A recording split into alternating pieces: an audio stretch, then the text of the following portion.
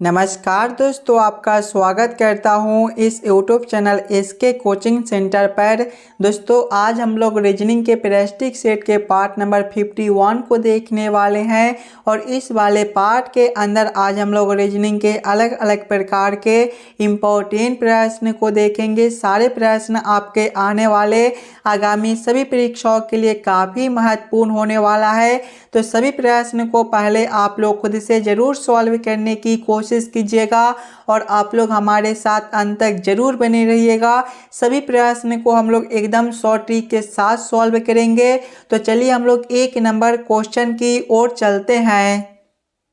ये रहा question number 1। Question number 1 आपको कह रहा है उस विकल्प का चयन करें जो तीसरे पद से उसी प्रकार संबंधित है जिस प्रकार दूसरा पद पहले पद से संबंधित है। प्रश्न आपको कह रहा है जिस प्रकार से दीवार का संबंध ईंट के साथ है उसी प्रकार से आप लोगों से पूछा जा रहा है कपड़ा का संबंध कौन सा शब्द के साथ होगा जो इस वाले क्वेश्चन मार्क पर भरे जाएंगे। अगर आप लोग ध्यान से देखिएगा दोस्तों तो दीवार जो है वो ईंट से तैयार किया जाता है, उसी प्रकार से आगे हम लोग सोचेंगे तो कपड़ा जो है वो आपका सूत से तैयार किया जाता है, यानी कि इस वाले क्वेश्चन मार्क पर आपका सूत भरा जाएगा। सूत ऑप्शन नंबर सी में दिया गया है जो कि आपका सही उत्तर बनता है। चलिए अगले प्रश्न की ओर हम लोग चलेंगे, क्वेश्चन नंबर 2 की ओर। ये रहा क्वेश्चन नंबर 2। क्वेश्चन नंबर 2 आपको कह रहा है उस विकल्प का चयन कीजिए जो तीसरी संख्या से उसी प्रकार संबंधित है जिस प्रकार पहली संख्या दूसरी संख्या से संबंधित है। ये जो प्रश्न है ये आपका नंबर एनालॉजी रीजनिंग का प्रश्न है।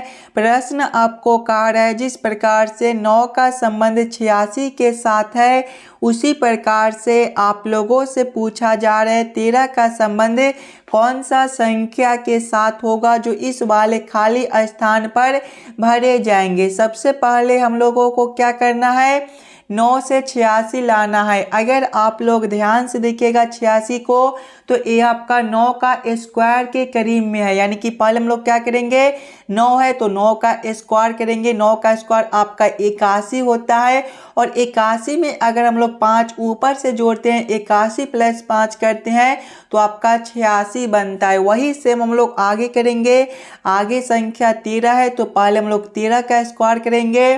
13 का स्क्वायर आपका 169 होता है और यहाँ पर देखिए संख्या 9 था तो 9 का स्क्वायर प्लस 5 किए थे, यहाँ पर संख्या 13 है तो 13 का स्क्वायर प्लस 5 करेंगे। 169 प्लस 5 आपका 174 बनता है। 174 ऑप्शन नंबर सी में दिया गया है जो कि आपका सही उत्तर हो जाएगा। इस वाले खाली स्थान पर आपका 174 भरा जाएगा। क्लियर है। चलिए अगले प्रश्न की ओर हम लोग चलेंगे, क्वेश्चन नंबर 3 की ओर। ये रहा क्वेश्चन नंबर 3। क्वेश्चन नंबर 3 आपको कह रहा है दिए गए विकल्पों में से उस एक उचित विकल्प का चयन करें जो निम्न श्रेणी में प्रश्नवाचक चिन्ह के स्थान पर होगा। दोस्तों ये जो प्रश्न है ये आपका श्रृंखला सीरीज से रिलेटेड प्रश्न है। एक श्रृंखला सीरीज दिया गया है और यहाँ पर एक क्वेश्चन मार्क है। इस वाले क्वेश्चन मार्क पर आपका कौन सा संख्या भरा जाएगा ये आप लोगों से पूछ रहा है। इस प्रकार के प्रश्न आपको सभी एग्जाम में बार बार पूछे जाते हैं तो पहले आप लोग वीडियो को रोक लीजिएगा और खुद से ज़रूर सॉल्व करने की कोशिश कीजिएगा। एकदम आसान सा प्रश्न है। अगर आप लोग ध्यान से देखिएगा श्रृंखला को तो पहले 2 है, 2 के आगे 0 है और 0 के आगे 3 है। अगर दोस्तों हम लोग इस वाले श्रृंखला को एक संख्या छोड़ कर देखते हैं यानी कि 2 से 3 को देखते हैं तो यहाँ पर देखिए प्लस 1 कर दिया गया है। आगे देखिएगा 3 से एक संख्या छोड़कर देखेंगे तो आपका 4 है, यहाँ पर भी प्लस 1 है। 4 से एक संख्या छोड़कर देखेंगे तो आपका 5 है, यहाँ पर भी प्लस 1 है। 5 से एक संख्या छोड़कर देखेंगे तो आपका 6 है +1 है। उसी प्रकार से 6 से एक संख्या छोड़कर देखेंगे तो आपका 7 है, यहाँ पर भी आपका +1 है। उसी प्रकार से जब हम लोग 0 से एक संख्या छोड़कर देखते हैं तो आपका 2 है, यहाँ पर +2 है। आगे देखिएगा 2 से एक संख्या छोड़कर आपका जो है वो 6 कर दिया गया है, यहाँ पर आपका +4 कर दिया गया है। आगे देखिए 6 से एक संख्या छोड़कर आपका 12 है, यहाँ पर +6 कर दिया गया है। और आगे एक संख्या छोड़कर देखेंगे तो क्वेश्चन मार्क है। देखिए +2 +4 +6 यानी कि अगला अंतर +8 का बनेगा। 12 + 8 आपका 20 हो जाएगा, यानी कि इस वाले क्वेश्चन मार्क पर आपका 20 भरा जाएगा। और 20 से एक संख्या छोड़कर देखिएगा तो आपका 30 है, यहाँ पर +10 का अंतर बनता है। देखिए +2 +4 +6 +8 +10 यानी कि इस वाले क्वेश्चन मार्क पर आपका 20 भरा जाएगा। 20 ऑप्शन नंबर सी में दिया गया है, जो कि आपका सही उत्तर हो जाएगा। चलिए अगले प्रश्न की ओर हम लोग चलेंगे। ये रहा क्वेश्चन नंबर 4। क्वेश्चन नंबर 4 आपको कह रहा है निम्नलिखित में से कौन सा अक्षर समूह दी गई श्रृंखला में प्रश्नवाचक चिन्ह के स्थान पर आएगा। ये जो प्रश्न है ये आपका अक्षर श्रृंखला से रिलेटेड प्रश्न है। एक अक्षर श्रृंखला दिया गया है और यहाँ पर एक क्वेश्चन मार्क है। इस वाले क्वेश्चन मार्क पर आपका कौन सा अक्षर भरा जाएगा ये आप लोगों से पूछ रहा है। सबसे पहले आप लोग अक्षर श्रृंखला को ध्यान से देखिएगा और समझने की कोशिश कीजिएगा।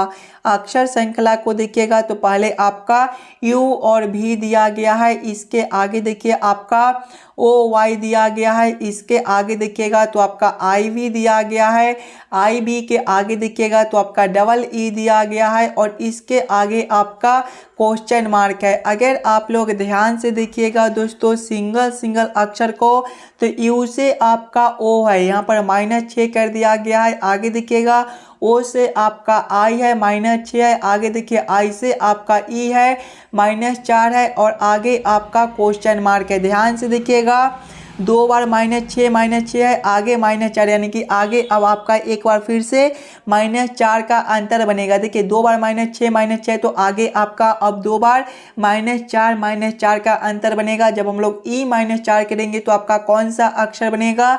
E-4 आपका A हो जाएगा। अब यहाँ पर देखिएगा V से आपका जो है वो Y है, यहाँ पर जो है वो आपका +3 कर दिया गया है। आगे देखिएगा तो Y से आपका B है, यहाँ पर भी आपका +3 है। आगे देखिए B से आपका E है +3 है, तो आगे भी हम लोग +3 करेंगे। E+3 जो है वो आपका H होता है। कौन सा ऑप्शन में आपका AH दिया गया है? तो AH आपका ऑप्शन नंबर B में दिया गया है, जो कि आपका सही उत्तर हो जाएगा। चलिए अगले प्रश्न की ओर हम लोग चलेंगे, क्वेश्चन नंबर 5 की ओर। ये रहा क्वेश्चन नंबर 5। क्वेश्चन नंबर 5 आपको कार्य दिए गए पैटर्न का ध्यान पूर्वक अध्ययन करें और उस संख्या का चयन करें जो प्रश्न चिन्ह के स्थान आ सकती है। दोस्तों ये जो प्रश्न है ये आपका मिसिंग नंबर से रिलेटेड प्रश्न है।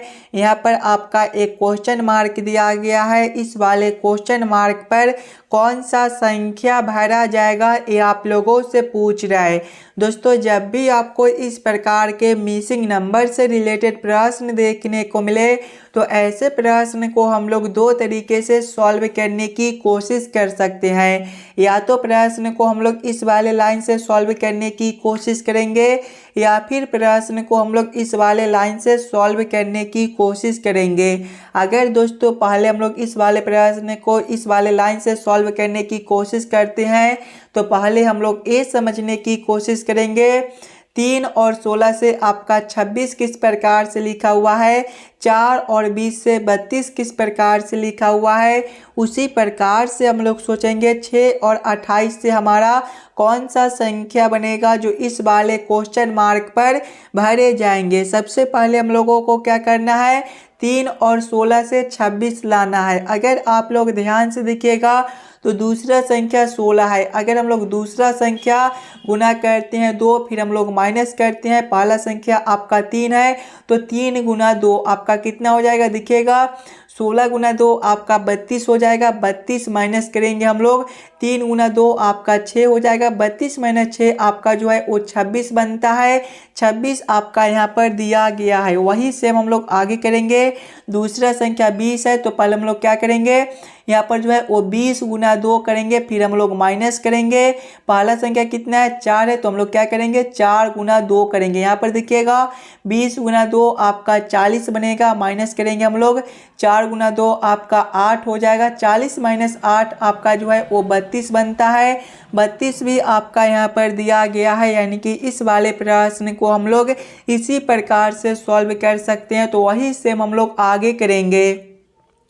आगे देखिएगा तो दूसरा संख्या आपका 28 है, तो पहले हम लोग 28 गुना करेंगे 2, फिर हम लोग माइनस करेंगे। पहला संख्या 6 है, तो 6 गुना करेंगे हम लोग 2, कितना हो जाएगा देखिएगा 28 गुना 2 जो है वो आपका 56 हो जाएगा। माइनस करेंगे 6 गुना 2 आपका 12 हो जाएगा। 56 माइनस 12 जो है वो देखिएगा तो आपका 44 बनता है। 44 ऑप्शन नंबर ए में दिया गया है, जो कि आपका सही उत्तर हो जाएगा। इस वाले क्वेश्चन मार्क पर आपका 44 भरा जाएगा। क्लियर है।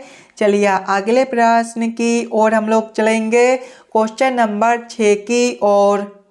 ये रहा क्वेश्चन नंबर 6। क्वेश्चन नंबर 6 आपको कार्य एक पासे की 2 अलग अलग स्थितियां दर्शाई गई है। उस संख्या का चयन कीजिए जो 4 दर्शाने वाले फलक के विपरीत फलक पर होगी। दोस्तों यहाँ पर एक पासे के 2 अलग अलग स्थितियां दिया गया है। पहले आप लोग ये दोनों स्थितियों को ध्यान से देखिएगा और समझने की कोशिश कीजिएगा। 4 के विपरीत आपका कौन सा संख्या बनेगा। अगर आप लोग ध्यान से देखिएगा ये दोनों अलग अलग स्थितियों को, तो ये दोनों में देखिए 6 जो है वो दोनों में दिया गया है और 5 भी आपका जो है वो कॉमन दिया गया है। और दोस्तों जब भी दो पासे के 2 संख्या समान हो तो तीसरा जो होता है एक दूसरे का विपरीत होता है, यानी कि 4 का विपरीत आपका 3 बनेगा। 3 ऑप्शन नंबर बी में दिया गया है, जो कि आपका सही उत्तर हो जाएगा। चलिए अगले प्रश्न की ओर हम लोग चलेंगे, क्वेश्चन नंबर 7 की ओर। ये रहा क्वेश्चन नंबर 7। क्वेश्चन नंबर 7 आपको कार्य निम्नलिखित समीकरण को सही बनाने के लिए किन 2 संख्याओं को आपस में बदलना होगा। दोस्तों यहाँ पर एक समीकरण दिया गया है, ये जो समीकरण है ये आपका गलत दिया गया है। इस वाले समीकरण को सही बनाने के लिए किन 2 संख्याओं को आपस में बदलना होगा, ये आप लोगों से पूछ रहा है। पहले आप लोग समीकरण को ध्यान से देखिएगा। समीकरण को देखिएगा तो पहले आपका 3 जोड़ 4 घटाओ 6 भागा 2 दिया गया है। अगर दोस्तों सबसे पहले इस वाले समीकरण में हम लोग जो है वो 6 के जगह पे 4 को रखते हैं और 4 के जगह पे 6 को रखकर इस वाले समीकरण को हल करने की कोशिश करते हैं, तो पहले आपका 3 जोड़ 4 दिया गया है, 4 के जगह पे 6 को रखना है, तो 3 जोड़ 6 करेंगे, फिर घटाव करेंगे 6 के जगह पे 4 को रखना है, तो 4 भागा करेंगे 2। पहले हम लोग भाग के काम करेंगे, तो देखिएगा 3 प्लस जो है वो 6 आपका 9 हो जाएगा। माइनस करेंगे 4 भागा 2 आपका 2 हो जाएगा। 9 माइनस 2 आपका 7 बनता है।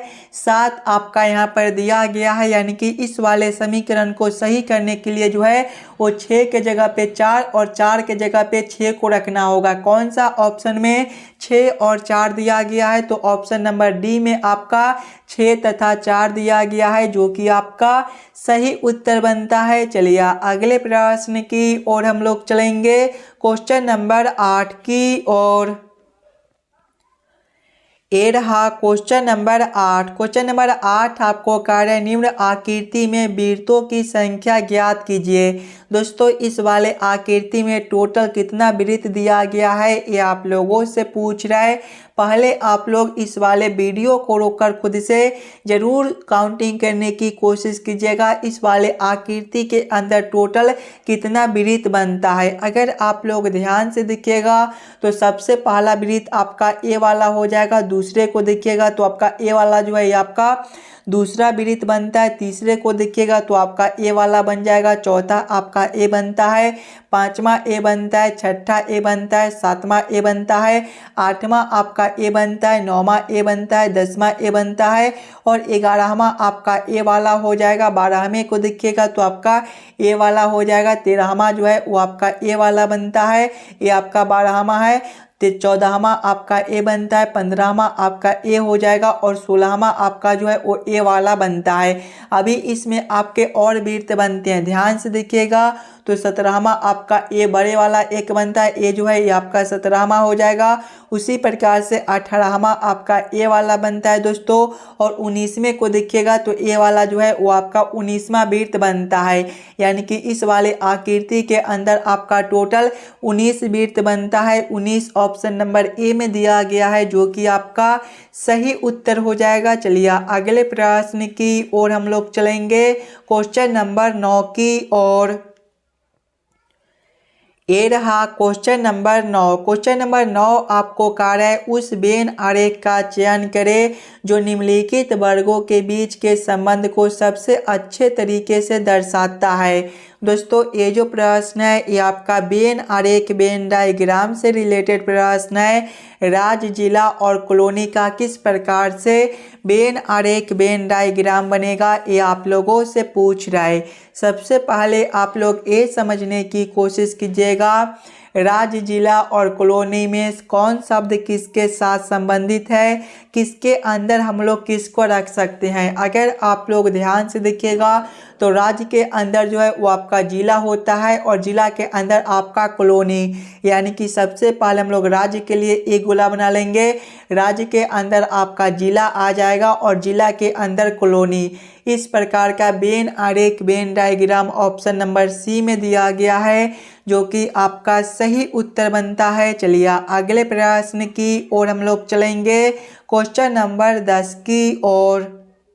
ये रहा क्वेश्चन नंबर 10। दोस्तों ये जो प्रश्न है ये आपका कथन और निष्कर्ष से रिलेटेड प्रश्न है। और जब भी आपको इस प्रकार के प्रश्न देखने को मिले तो पहले आप लोग सभी कथन को ध्यान से पढ़िएगा और उस सभी कथन को आप लोग वेन आरेख, वेन डायग्राम पर सेट कर लीजिएगा, ताकि प्रश्न को सॉल्व करने और समझने में आपको आसानी हो। देखिए कथन एक आपको कह रहा है कोई कप किताब नहीं है। कोई कप क्या है? किताब नहीं है। इसका वेन आरेख, वेन डायग्राम किस प्रकार से बनेगा?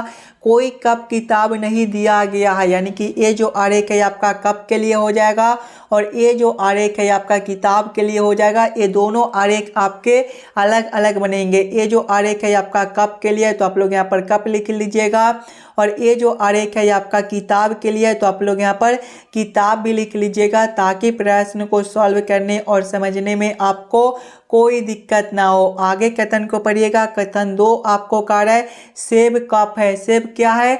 कप है, यानी कि कप के अंदर जो है वो आपका सेब हो जाएगा। यानी कि ये जो आरेख है आपका सेब के लिए हो जाएगा, तो आप लोग यहाँ पर सेब भी लिख लीजिएगा। अब आप लोग इस वाले वेन आरेख, वेन डायग्राम के आधार पर निष्कर्ष को सही या फिर गलत कीजिएगा। देखिए निष्कर्ष 1 आपको कह रहा है सेब किताब नहीं है। ध्यान से देखिएगा तो सेब के लिए आरेख आपका यहाँ पर दिया गया है, किताब के लिए आरेख आपका यहाँ पर है। ये दोनों आरेख आपका अलग अलग दिया गया है, यानी कि सेब किताब नहीं है। ये निष्कर्ष आपका सही बनता है। निष्कर्ष 2 को देखिएगा तो सेब किताब हो सकता है या नहीं हो सकता है। अगर आप लोग ध्यान से देखिएगा तो सेब के लिए आरेख आपका यहाँ पर है और किताब के लिए आरेख आपका यहाँ पर है। सेब जो है वो आपका किताब नहीं हो सकता है, ये निष्कर्ष आपका गलत बनता है। केवल निष्कर्ष 1 आपका सही हो जाएगा। केवल निष्कर्ष 1 को कौन सा ऑप्शन में सही किया गया है? तो ऑप्शन नंबर ए में देखिएगा केवल निष्कर्ष 1 अनुसरण करता है, यानी कि क्वेश्चन नंबर 10 का आपका ऑप्शन नंबर ए जो है सही उत्तर हो जाएगा। चलिए अगले प्रश्न की ओर हम लोग चलेंगे, क्वेश्चन नंबर 11 की ओर। ये रहा क्वेश्चन नंबर 11। क्वेश्चन नंबर 11 आपको कह रहा है 4 शब्द दिए गए हैं जिनमें से 3 किसी न किसी तरह समान है और एक असामान्य है। उस असामान्य शब्द का चयन करें। दोस्तों यहाँ पर जो है वो आपका 4 ऑप्शन दिया गया है, गाजर, आलू, मूली और पालक। ये चारों ऑप्शन में सबसे अलग ऑप्शन कौन सा दिया गया है ये आप लोगों से पूछ रहा है। अगर आप लोग ध्यान से देखिएगा तो गाजर, आलू और मूली जो है ये आपके मिट्टी के अंदर उगते हैं, जबकि पालक ये आपका मिट्टी के ऊपर उगता है, यानी कि सबसे अलग ऑप्शन आपका डी बनता है। तो क्वेश्चन नंबर 11 का आपका ऑप्शन नंबर डी जो है सही उत्तर हो